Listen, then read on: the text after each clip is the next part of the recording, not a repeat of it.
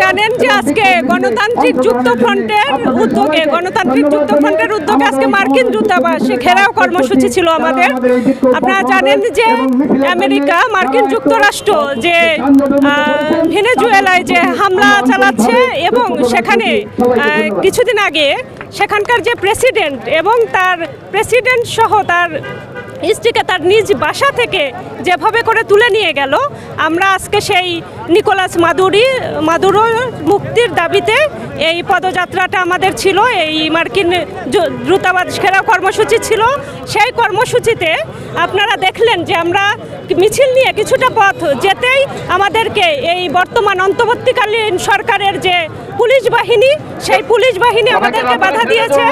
সেই বাধার ধিক্কারও আমরা এখানে জানাতে চাই।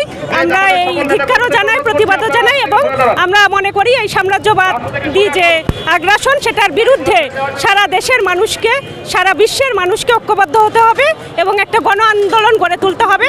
সেটার মধ্য দিয়েই এই সাম্রাজ্যবাদের পতন ঘটতে পারে।